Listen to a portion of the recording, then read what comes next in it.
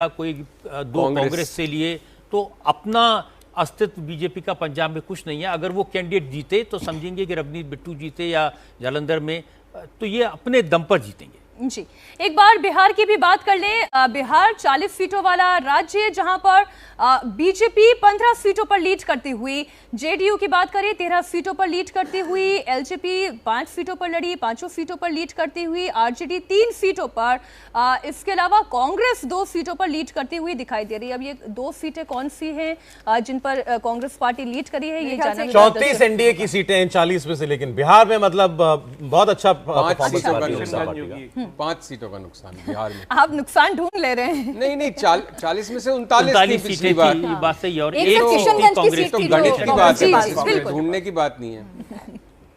और मेरे ख्याल से पिछली बार अगर बात करें, एक डेटा में पढ़ रही थी कि 200 सीटें ऐसी थी बीजेपी के पास जिसमें 50% वोट के साथ जो है उसने जीती थी, और कांग्रेस के पास मुश्किल से शायद 19 सीटें शायद ऐसी थी जिसमें उसका एक परसेंटेज, अच्छा परसेंटेज कहा जा सकता है, शायद 40 के आसपास था। I am not too sure about that. देखिए, जनरली परसेप्शन में यूपी ज्यादा बीजेपी के लिए मजबूत माना जा रहा था, बिहार इतना मजबूत नहीं माना जा रहा था। बिल्कुल। तो बिहार में ये प्रदर्शन इसलिए कमेंडेबल है जब आप इसको कंपेयर करते हैं उत्तर प्रदेश से।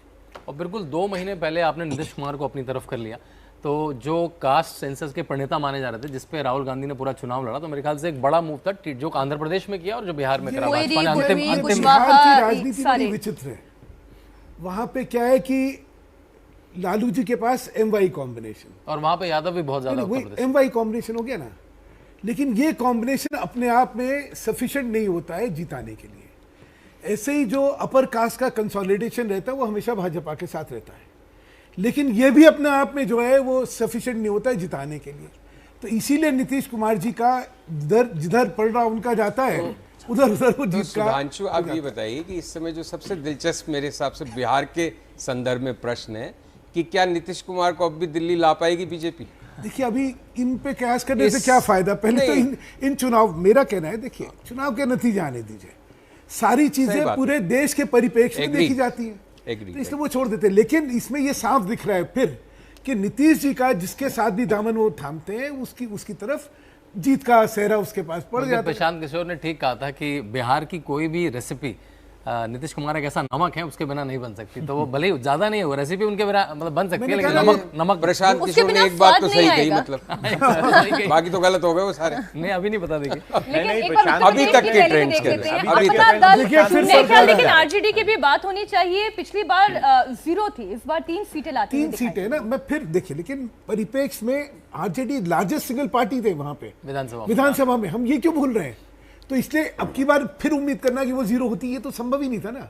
लार्जेस्ट सिंगल पार्टी जैसे भाजपा के लिए अगर यूपी में जो रिजल्ट्स खराब होते हैं तो स्वाभाविक तौर पे भाजपा के लिए अच्छा नहीं है, क्योंकि आप वहां पे सरकार बनाए शुरू हुए सुधांशु, अभी 9:15 भी नहीं, अभी 10:15 भी नहीं बजा। सो एक्चुअली जितने हमारे comments we are commenting on the basis of present trends, these trends can have the potential of changing actually. एक बार फिर से हम टेली की तरफ नजर डालते हैं। 294 सीट पर एनडीए लीड करती हुई, 219 सीट पर इंडिया अलायंस लीड करती हुई।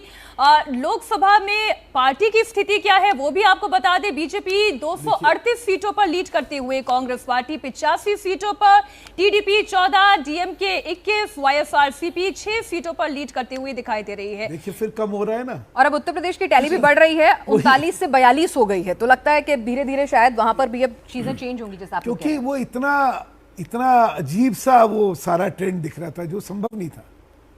मेरा तो हमेशा मानना है उसको, मतलब कम हो सकती है, लेकिन भाजपा सापा जीत जाएगी। सुधांशु त्रिवेदी बीजेपी के प्रवक्ता हमारे साथ में है, राज्यसभा के मेंबर हैं। सुधांशु जी, आप उत्तर प्रदेश को बड़ी अच्छी तरह जानते हैं।